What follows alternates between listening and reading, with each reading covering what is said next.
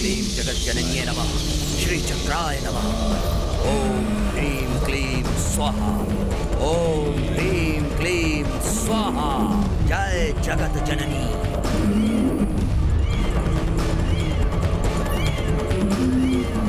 सोहिनी, सोहिनी बैठो, लेकिन सोहिनी बैठ जाओ, बैठ जाओ।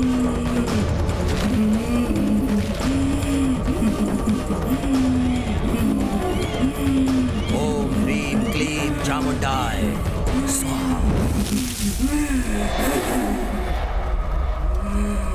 सोहिनी,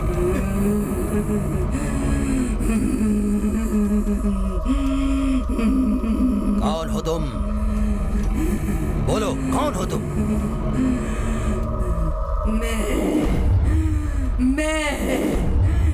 मैं अरुंधति हूँ। अरुंधति, बड़ी माँ। इस शरीर में क्यों आई हो? संकल्प पूरा करने आई हूँ। देवता की इच्छा पूरी करने के लिए आई हूँ। कौन है वो देवता? मेरे पति वीर नरसिम्हा ठाकुर।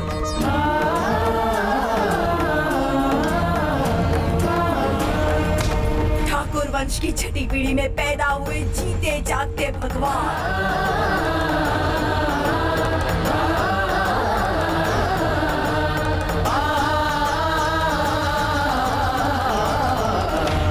उनसे किया हुआ वादा मैं पूरा करने आई हूँ।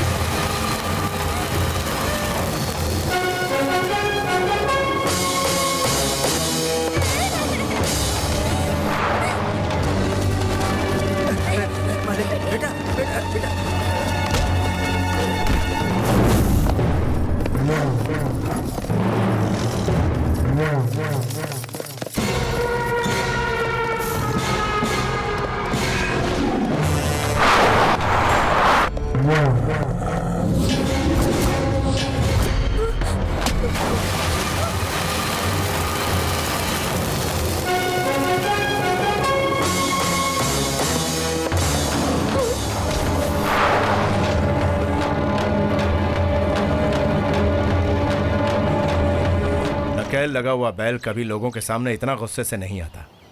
तुम इसे अपनी गौशाला में बांधकर पता लगाओ। जी मालिक। साहब ये जी, क्या कर रही? उठो बहन। साहब जी, आज आपने मेरी बेटी की जान बचा ली।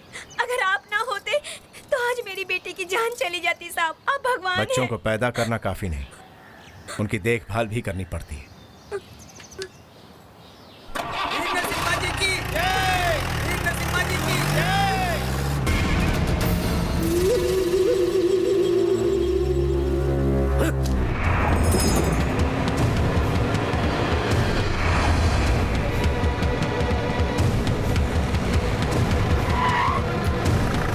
भैया, लोग यहाँ जीजा जी, बात क्या है? ये हम आप क्या ठीक सुन तो रहे हैं? भैया, ये क्या है भैया? हम सब लोगों के यहाँ पर होते हुए आपको आगे आने की क्या जरूरत थी? युद्ध में नायक आगे होता है, युद्ध खत्म होते ही नायक पीछे चला जाता है। हमेशा पीछे रहकर चलने वाला नायक नहीं कहलाता छोटे। इस खेल में आपकी मौत हो जाती तो? मौत की और मेरी तो पुरानी रिश्तेदारी है। मैं तो मरना चाहता हूँ, लेकिन कमबख्त ये मौत मुझसे डरती है। ये क्या है भैया? जरा अपने हाथ तो दिखाइए मुझे। क्या हुआ मेरे हाथ? ये तो नशे की दवा है। यानी उस बैल को नशा देकर भेजा गया था, उसे गुस्सा दिलवाया गया था। आपके खिलाफ एक षड्यंत्र है भैया। उन्होंने ये कैसे सोचा कि वो बैल मुझे ही मारेगा? और किसके अंदर तलवार उठाने की ताकत है? गरीबों का पेट भरने वाले अकेले आप ही हैं। गांव मुसीबत में हो तो आप सबसे पहले आगे आते हैं, और ये बात वो अच्छी तरह जानता है। सुनो अरविंद। जी मालिक। जरा पानी लेकर आओ। लीजिए मालिक। ये बताओ कि नशे के बारे में तुम्हें कैसे पता? कुछ लोगों को जीने के लिए सब सीखना पड़ता है। मैं भी उन्हीं में से हूँ भैया। तेरी ये सीख मेरे लिए सही साबित हुई छोटे। मैंने ये सब कुछ आप ही के लिए तो सीखा है भैया।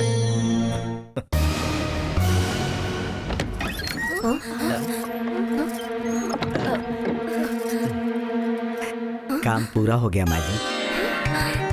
क्या हुआ राजेंद्र भाई? काम पूरा हो गया साहब। हाँ। आप तो दाता है साहब, नमस्कार। मालिक, आपकी दी हुई अठन्नी से वो बेचारा कितना खुश हो गया। अठन्नी दूं या 8 रुपए दूं, उससे कुछ नहीं होता है। मेरे आशीर्वाद का मतलब होता है। सब लोग बहुत इज्जत करते हैं मेरी ना। आपकी तो बात ही कुछ और है मालिक। मैंने गलत क्या कहा? हटो हटो सब लोग, मुझे भी तो देखने दो। बेटी, मेरी रानी, दर्द हो रहा है बेटी, जरा सा हाथ तो हटाओ ना बेटी। मेरी बेटी को कहीं नजर न लगे, इसीलिए भगवान ने उसे नजर बचाने के लिए 3 तीर दिए हैं। ना कहा था लेकिन सुनती कहा दर्द हो रहा है बेटी। ओहो, दर्द नहीं होगा तो और क्या होगा? बचपन में नाक नहीं छिदवाया और अब छिदवाओगी तो दर्द नहीं होगा तो क्या मजा आएगा? अरे बचपन में इसे कहाँ पता था कि इसके होने वाले पति को नथनी अच्छी लगेगी। लड़की की अगर नाक छिदवा दी जाए तो वो और भी खूबसूरत लगने लगती है, और हर पति यही चाहता है कि उसकी पत्नी खूबसूरत लगे। चलो सुंदर लग रही हो। शायद इसलिए भैया ने नाक छिदवाने के लिए कहा होगा और इसने शाम से सर हिला दिया। सही कहा ना?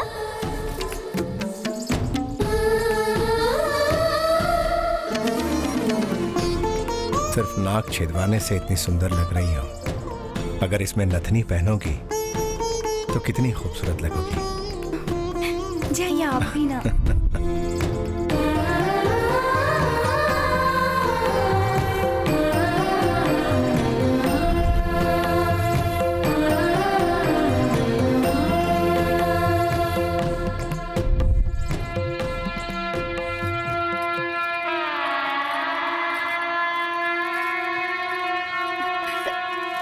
ये क्या कर रही है तू?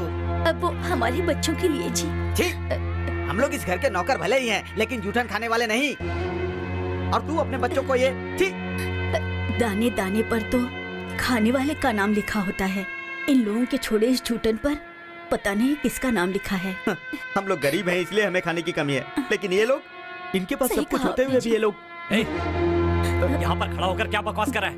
ये सब बातें करनी है तो घर जाके करो। ठीक है मालिक। छोटे, इन्हें बोलने से रोको मत।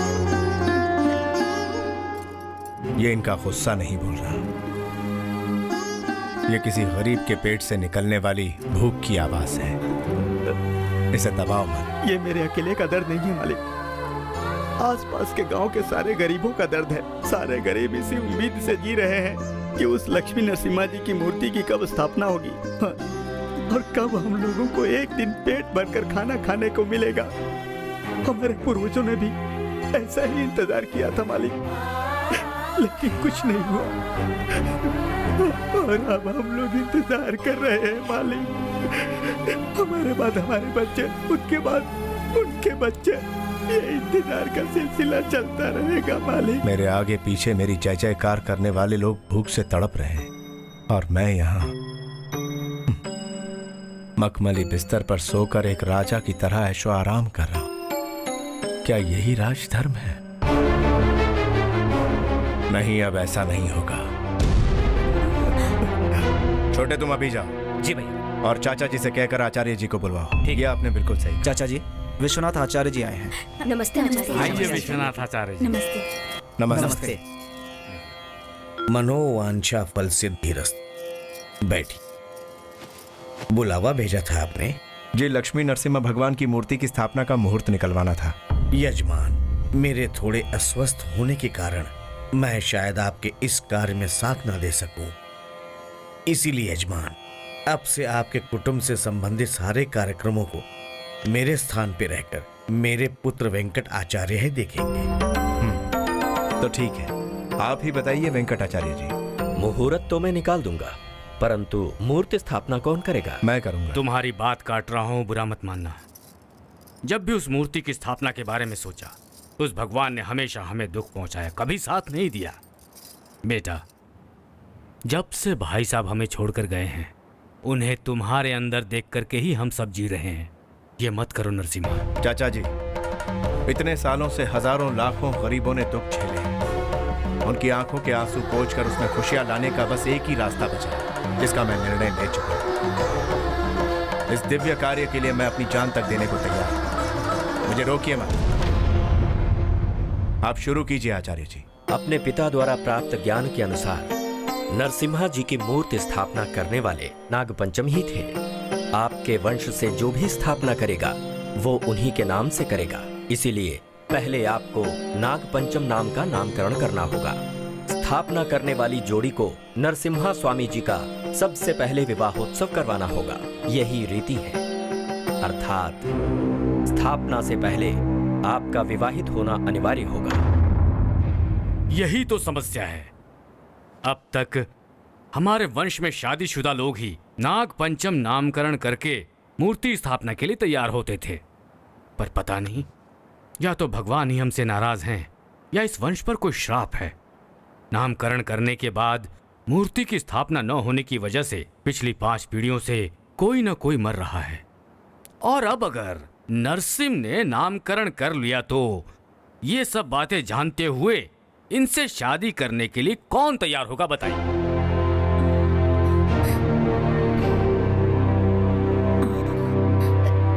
कई साल पहले लोगों के सुख के लिए मूर्ति स्थापना करने गए मेरे पिताजी के साथ मेरे पति गुरुदेव ठाकुर जब चल बसे थे, तब मैं दुखी नहीं हुई। मैंने सोचा मेरे मायके का बोझ उतर गया। अब दोबारा उन्हीं लोगों की भलाई के लिए मेरे भाई का बेटा नरसिम्हा स्वामी जी के देव कार्य के लिए अगर उसका विवाहित होना जरूरी है तो मैं अपनी बेटी का विवाह इनसे कराने के लिए तैयार हूँ। परंतु क्या आपकी पुत्री भी विवाह के लिए सहमत है?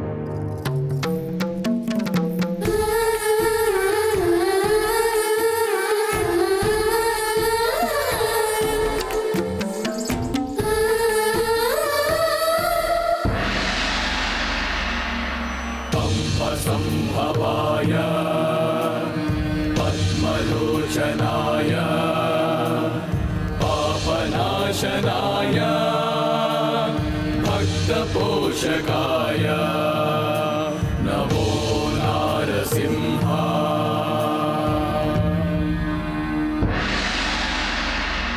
अब से आप नाग पेंचल कहलाएंगे।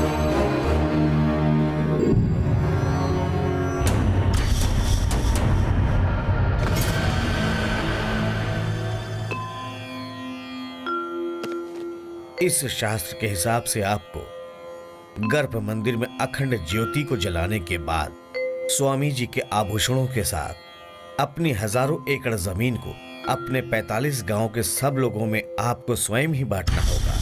यही इस शास्त्र में लिखा है।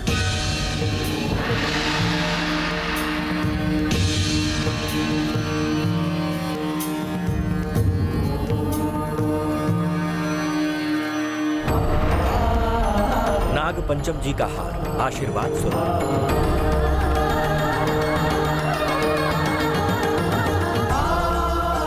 ये स्वामी जी के आशीर्वाद स्वरूप।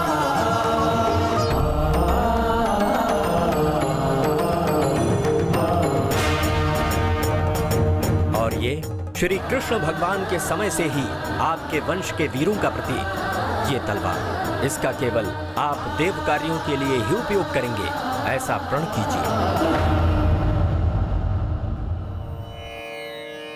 मैं भगवान श्री लक्ष्मी नरसिम्हा जी को साक्षी मानकर ये प्रण लेता हूँ कि इस तलवार का सिर्फ देव कार्य के लिए उपयोग करूंगा। मंगलम भगवान विष्णु मंगलम गरुड़ध्वज मंगलम पुंडरीकाक्षः मंगलाय तनो हरि। नाग पंचम जी, अगले 4 दिन के बाद पूनम की रात है। ब्राह्म मुहूर्त में पेनुसिल नरसिम्हा का योग नरसिम्हा में बदलने का शुभ समय है।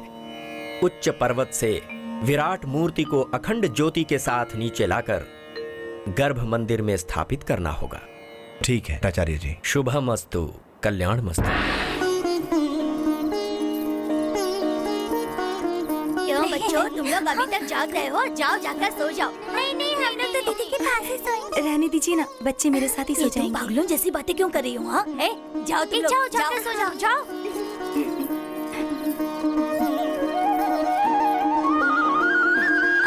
ग्लास दो, ये ले। हाँ।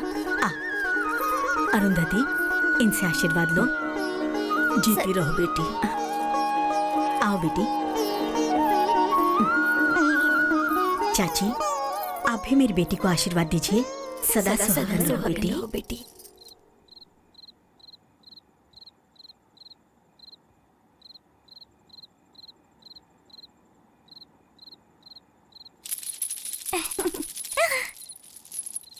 क्यों जीजू, कैसे शुरुआत करूं सोच रहे हो क्या? मैं अंदर आके सिखाऊं क्या? ए बंदरिया, चल जा यहाँ से। ये देखिए जीजू, बिना अभ्यास का अगर ब्राह्मण हवन करे तो उसकी दाढ़ी मुझ जलने का डर होता है। संभल कर, आपको भी तो इस बात का ज्ञान नहीं तुझे है। तो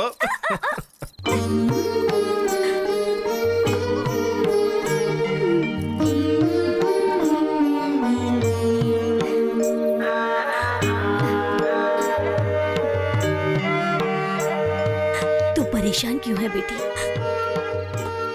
आप तो सब कुछ जानती है ना माँ। मैंने उसकी शादी का फैसला किया, लेकिन उसने इनकार तक नहीं किया। मैंने जैसा कहा वैसा उसने किया। उसे कोई तकलीफ ना हो, वो दोनों हमेशा सुखी रहे, इसलिए मैंने यहाँ मौजूद सारे बुजुर्ग सुहागन से उसे आशीर्वाद दिलाया।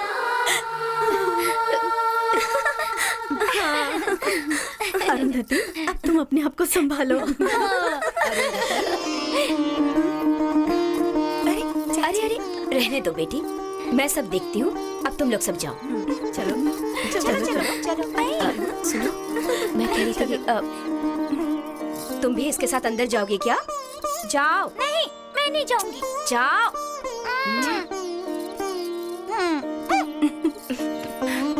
सभी ने मुझे आशीर्वाद दिया, पर आपने मुझे आशीर्वाद क्यों नहीं दिया चाची? देखो बेटी, मेरा आशीर्वाद फलेगा नहीं। मैं बिन बिहाई माजू ठहरी। मैं यहाँ अभी तुम्हें आशीर्वाद देने के लिए नहीं आई हूँ बेटी, तुम्हें एक जरूरी बात बताने के लिए आई हूँ। कहिए ना। सुहागरात की रात हर औरत के लिए यादगार रात होती है। तुम्हारी माँ यही चाहती है कि तुम दीर्घ सुमंगली रहो। उसके लिए तुम्हें अपनी सुहागरात भुलानी होगी बेटी। वो इसलिए क्योंकि अगर नरसिम्हा ठाकुर तुम्हारे साथ संबंध बनाएंगे तो उनका ब्रह्मचार्य खत्म हो जाएगा, और उनके ब्रह्मचार्य होने के बाद अगर वो मूर्ति स्थापित करेंगे तो वो अपनी जान से भी हाथ धो बैठेंगे बेटी। अपने वंश में नाग पंचम जी का नाम रखने वाले सभी लोग सांसारिक लोग ही थे बेटी, इसलिए शायद उन सब की अकाल मृत्यु हो गई, ऐसा हम मानते हैं। इसलिए बेहतर होगा कि मूर्ति स्थापना होने तक तुम अपनी सुहागरात से दूर ही रहना बेटी। ऐसा करोगी तो तुम बहुत जल्द इस वंश को आगे बढ़ा पाओगी।